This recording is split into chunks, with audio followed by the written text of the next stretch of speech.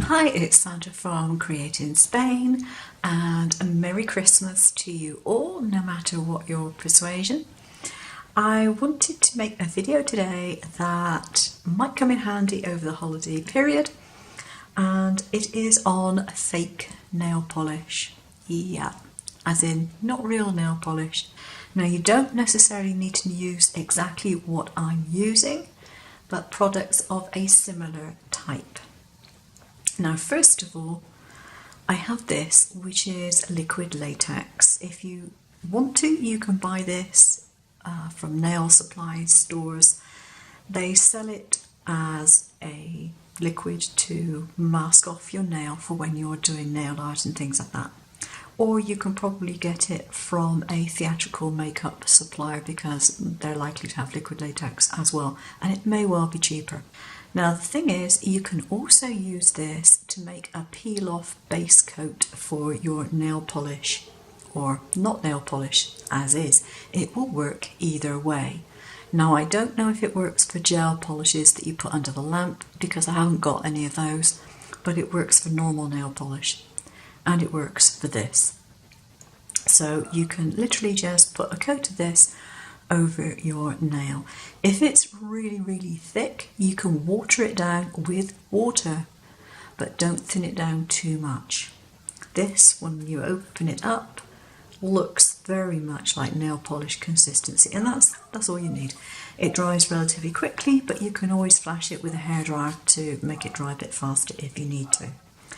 So put that around your nails to mask it off if you need to, or use it as basically a peel-off base coat. Now, if you don't have that or don't want to buy it, you can use this, PVA glue.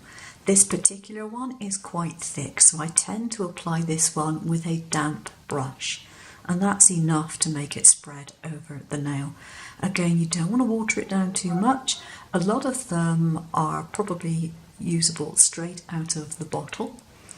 I decant mine into these sorts of eyedropper containers, and I buy these online for a very small cost, and I get like 50 of them at a time, but they're very handy containers, so I decant it into that, and all I do is I put a bead of that on the base of my nail and brush it down. So that too will give you a peel off base coat, no matter whether you're using real varnish or the fake. Now, the next thing you're going to want is some colour, and you can see I've got two different shades on here. So how do you actually make that? Well, what you need is a small container, and I use a shot glass. And I put about 1 centimetre, I guess, of my PVA glue into the shot glass. Then what you want is something to colour it. Now, you have choices. You can use watercolour inks, you can use powdered chalks, but they will give a chalky look to the original nail polish, but you can use them.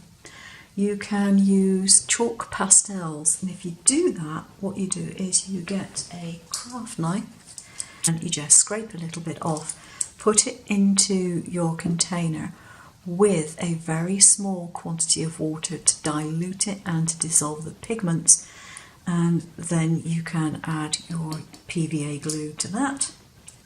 You can even use food colouring, anything which has a strong enough colour in it in order to work.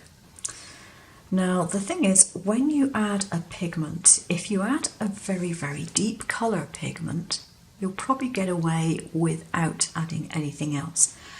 But if you're going for a light colour like this, what you'd end up with is very transparent light colour, and you'd have to put on an awful lot of coats in order to get it to work, which you really don't want to do. So the answer to that is either to put in a small amount of white acrylic paint, because these are acrylics, by the way, not oils or anything else. Either put in some white acrylic, or get yourself a tube of white acrylic medium. Now, this is like a very smooth, very thick paint, and it's very sort of smooth and creamy. It's really nice stuff. It's designed to use as a gesso in the art application for backgrounds for pictures and things. Now I've got this in white, I also have it in black, and I also have a clear one. Now obviously the black would be great if you want to do a black nail polish, but other than that it's not going to be hyper useful. The transparent one is useful if you want to add body to your paint but you don't want to add any opacity to it. If you just want it to be sheer, then that's the one that you want to use. But if you want an opaque colour, a little bit of this added to your mix will do the job. So what you do is put your ingredients in here and stir them together with a cocktail stick or a coffee stirrer or whatever until you reach the desired colour and consistency. You can add a little water to this, but don't add too much. And you want it to be a nice consistency that you would normally expect a nail polish to be. And you'll end up with something like that. Now to get a shine on your nails, you're going to want to use something else. Now if you're in the States or in the UK, you can probably get your hands on, is it Mod Podge or Mod Podge?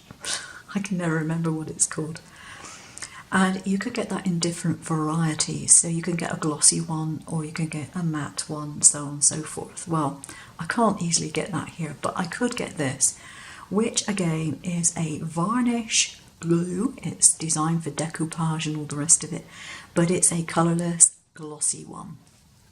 And again, what I've done is I've put it into one of these bottles here.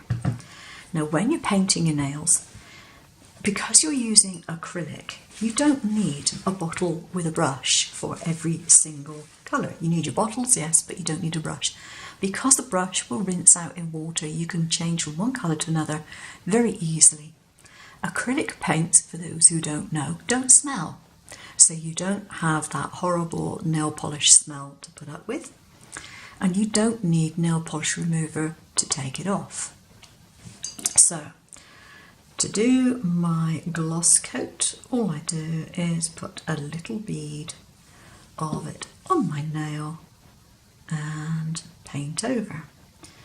Now, because I can choose what sort of brush I want to use, I am going for a flat brush.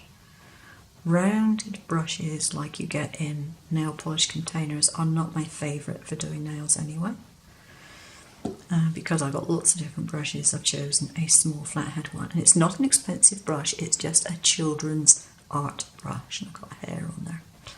So there we go, you get your gloss, and you can do a couple of coats of it if you want to. If you want to use something else, you can get, again, this is acrylic, and this is artist grade gloss gel. So if you want a thicker version of that and not have to put on so many coats, you can use this. Again, it is water-based, so you can just clean it off your brush with water and it will do the same type of thing. I'll put it on one of these nails here. Now, because that is a texture gel, what you would need to do is to make sure your brush is a little damp. So dip your brush and then you'll get a smooth result. Otherwise, you'll get ridges down your nail. So that's how to do the fake nail polish. Now the good news is you can use something very similar to do all the stamping on your nails that you like to do. If you have anything acrylic that you're having difficulty with stamping, get the wood glue out again. Mix a little bit of the paint with the wood glue and you'll probably find that you can stamp with it. Other things you'll find work without any problem. I have, for example, here we go. I've got this. It came from Lidl. In fact, all these ones came from Lidl. This is a texture paste, but it's basically a fairly thick paint. And if I squeeze a little bit out on that tile, you can see how thick it is. I mean, it's designed to maintain a shape. So if, for example, I wanted to stamp with that, I got a cheap plastic plate here. Let's see what happens. I need a dry brush. Okay, this one is dry. So, have I got my bits needed? Right. And pick a design. I'm going to move this out of the way because I just realised the wrong bit is in focus. You need to be able to see this bit. Okay, let's pick this one here, which is like leaves. A bit more paint on there. There we go. And swipe. Give it a couple of swipes. Now sometimes, depending on the paint, you need to wait for a few seconds before you pick it up. Sometimes it's not quite dry enough a mix. That looks not too bad, in fact. That doesn't look too bad. So I tend to let it dry a little bit on my stamper. Now this varies according to the brand of paint you have, etc, etc. And there we go. We have a design which is, yeah, pretty well stamped on my finger. Now, what you need to be aware of is that it is quite easy to smudge that if you go over it straight away with some of your varnish. And the other thing you need to do is to remember to clean up your plate as soon as you have finished. If you can't get it all off, you usually find that a little dab of alcohol will do it. If not, shove it in a sink of hot soapy water and just leave it overnight or something, and you'll probably find it'll come off. But it does need to be cleaned up fairly rapidly to make sure you don't mess up your plate. So let's do a different design, shall we? Since I've got the paint here, I might as well have a bit of fun. And what can I use? What did I use that time? That was leaves. Got flowers here. Let's do some flowers. Now you can go all over it if you like, or you can just go over part of it and pull. I think I've got a bit too much in it. That's a bit better. And pick up. That seems to have picked up okay.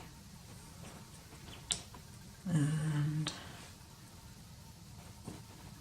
there we go, plonk it down on that now. Well, that's come out pretty well. Now, obviously, if you're used to stamping, you'll have your own technique, and you know, I'm new to the stamping bit. Used to stamping on my nails is definitely new to me, but you can use it.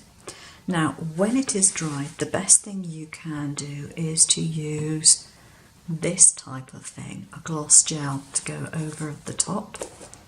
Because there is less liquid in it, you are less likely to end up smearing your paint. So let's see if I can do this without smearing it.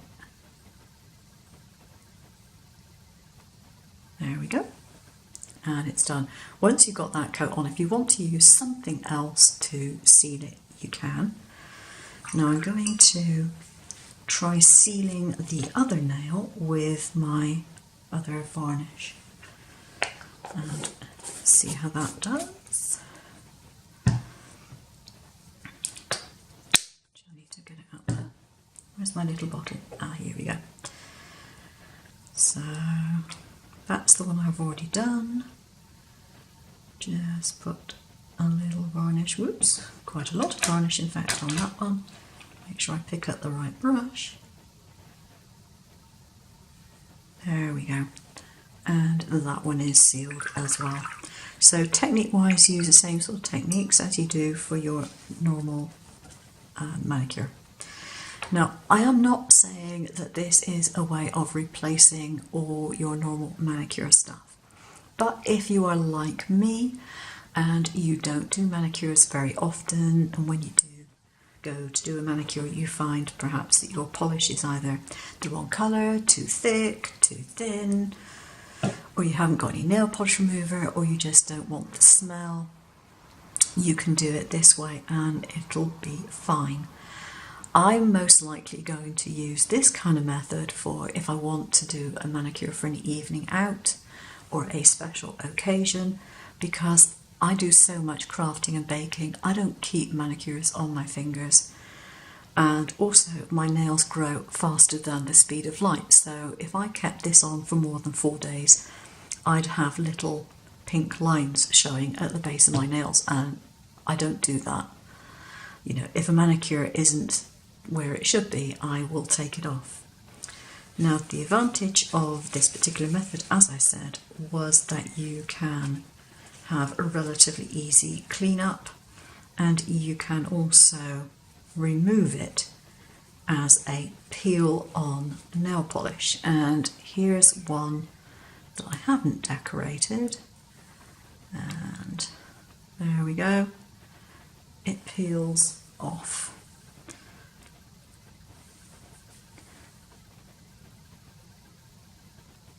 No nail polish remover required. So, you know, I mean, it may not last days and days and days, but for short-term wear, it's pretty good. I'm certainly happy enough with the results. And I've made up 2 little bottles. This is my darker one, and this is my pink one. The pink one was made with a little bit of crimson red added to it. And for this one, which is more of a sort of a burgundy colour, I added a little bit of black to the red. So there we go, that's it. That's my Christmas present to you all. Have a wonderful Christmas, a great new year, and may we all prosper, be happy, healthy, and you never know, even wealthy. Take care now, bye bye.